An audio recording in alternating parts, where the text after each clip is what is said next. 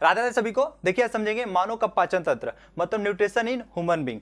देखिए जो भोजन मनुष्य खाते हैं वो भोजन कैसे जाता है और कहाँ कहाँ जाता है और जाके कैसे वो डाइजेस्ट होता है, और जो भोजन डाइजेस्ट नहीं होता, जो भोजन पचता नहीं है, वो बॉडी से कैसे बाहर निकलता है। अब देखिए जो टॉपिक है, इस टॉपिक से हमेशा एग्जाम में क्वेश्चन पूछता ही पूछता है। अब देखिए जो भोजन जहां से जाना स्टार्ट होता है और जाके जहां एंड होता है, उस पूरे रास्ते को एलिमेंट्री कैनाल बोलते हैं। जैसे माउथ से भोजन जाना स्टार्ट हुआ, जाके एनस तक एंड हुआ, इस पूरे रास्ते को हम एलिमेंट्री कैनाल होता है। और ये लगभग 9 मीटर तक होता है। जब इसको बॉडी से बाहर निकाल कर इसे लंबा करके देखेंगे, ये लगभग 9 मीटर तक होगा। अब देखिए जो भोजन वो ग्रहण करते हैं माउथ से करते हैं। और इस माउथ में क्या होता है, वोकल कैविटी। इसे क्या बोलते हैं, वोकल कैविटी। इस माउथ के अंदर इसलिए वोकल कैविटी होता है, वोकल कैविटी इसलिए बोलते हैं क्योंकि इस माउथ में क्या होता है, टीथ होता है, टोंग होता है और सैलिवरी ग्लैंड होता है। अब देखिए जैसे ही भोजन आता है माउथ में, भोजन आता है तो जीभ उसको टेस्ट करता है कि अरे भैया तो बढ़िया भोजन खाए आदमी, तो क्या करता है फटाफट दांत को बोलता है भाई दांत भैया फटाफट इसको चबाओ। दांत उसको मदद करता है उसको चबाने में, आज एकदम जबरदस्त चबा देगा उसको, बढ़िया से चबा के छोटे छोटे उसके पार्ट में उसे तोड़ देगा। जीभ उसे मदद कराता है दांत को चबाने में, कोई भी चीज़ फूड हो उसको चबाने में वो मदद करता है। तो उसे जब तोड़ता है तो देखिए उसमें क्या होता है, उसमें पानी टाइप के उसमें भोजन में अच्छे से मिल जाते हैं। जो क्या होता है पानी नहीं होता उसको हम सलाइवा बोलते हैं या उसे हम लार्वा बोलते हैं। जो ये सलाइवा होता है कहाँ से आता है, ये आता है सैलिवरी ग्लैंड। वही जो आपको बताया जो सैलिवरी ग्लैंड हो यहीं से आता है। सलाइवा का बहुत यहाँ बड़ा काम होता है।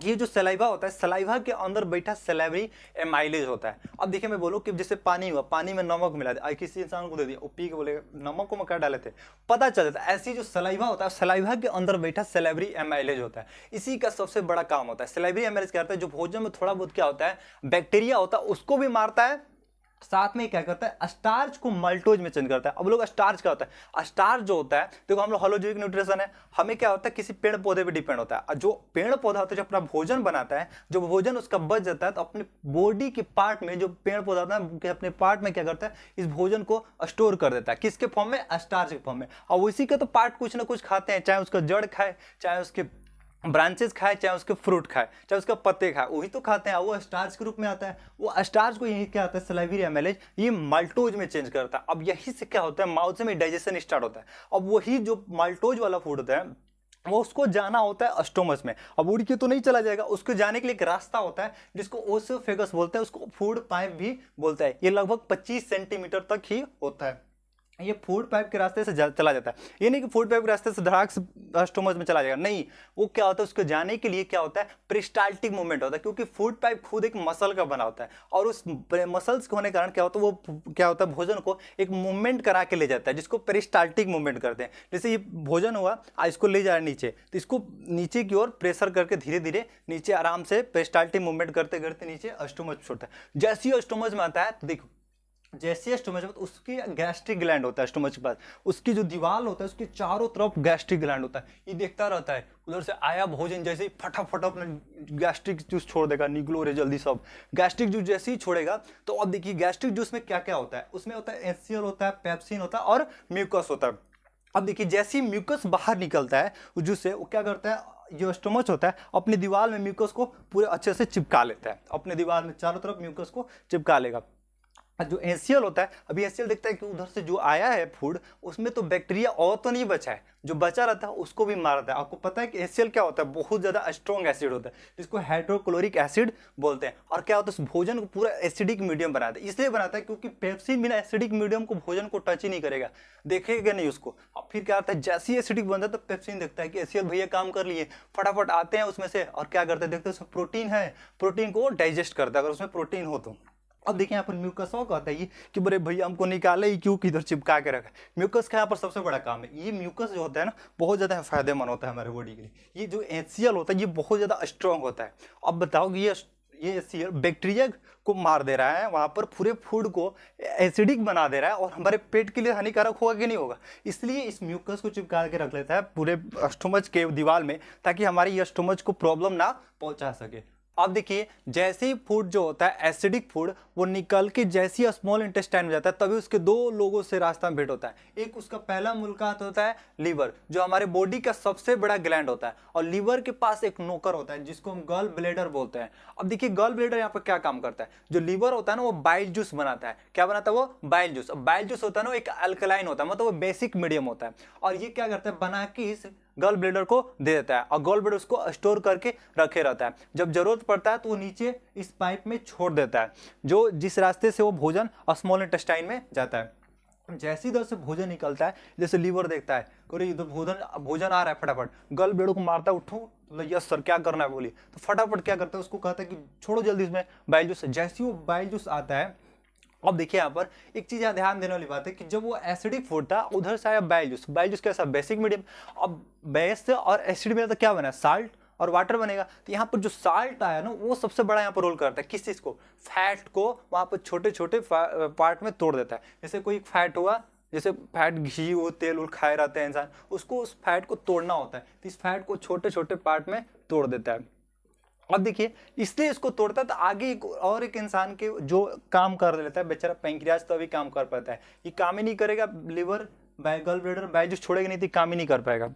जैसे ही छोड़ता है तो पैंक्रियाज इधर देखता है कि हाँ अब भोजन जो है ना अब बेसिक मीडियम में लगभग बन गया, वो अल्कलाइन भोजन बन गया, तो ये फटाफट क्या करता है एक अपना जूस छोड़ता है, और जूस में दो एंजाइम पाए जाते हैं, एक होता है ट्रैप्सिन और एक होता है लाइपेज। अब ट्रैप्सिन का क्या काम होता है कि देखता है कि उधर से जो पेप्सिन था वो पूरा प्रोटीन को तोड़ा ही नहीं, रुको इसको अब हम तोड़ते हैं, थोड़ा जो भी बचता है वो फटाफट जाके उसको प्रोटीन को तोड़ता है। और अब लाइपेज भी क्या काम होता है, जो फैट होता है, ये जो भी बताया जो आपको फैट होता है उसको जो तोड़ा जाता है उसको और बढ़िया से तोड़ देता है।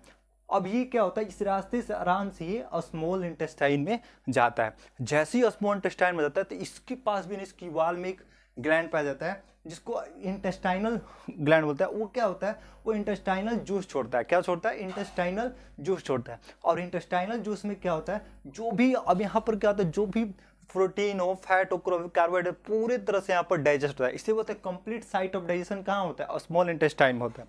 ये इसमें जैसे ही जाता है तो ये क्या होता है, प्रोटीन जो बचा होता है, जो थोड़ा बहुत जो बच जाता है उसको अमीनो एसिड में चेंज करता है। अब फैट जो होता है उसको फैटी एसिड में, अब कार्बोहाइड्रेट होता है उसको ग्लूकोज में, फैटी एसिड या ग्लिसरॉल में भी वो चेंज कर देता है।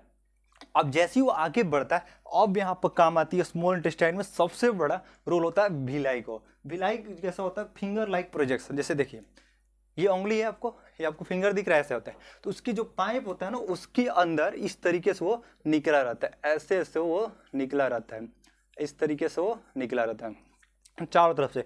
जैसी जो देखिए अब भोजन जो डाइजेस्टेड था, जो उसमें अनडाइजेस्टेड भोजन था, सारा दोस्तों जो डाइजेस्ट हो रहा था, जो अनडाइजेस्ट सारा आता है इसके पास और स्मॉल इंटेस्टाइन के भिलाई के पास। अभी देखता है पूरा कि हमको जरूरत है डाइजेस्टेड वाला, तू कहाँ इधर से आ गया। उसको क्या करता है भिलाई, उसे पूरी तरह से ऑब्जर्व कर लेता है।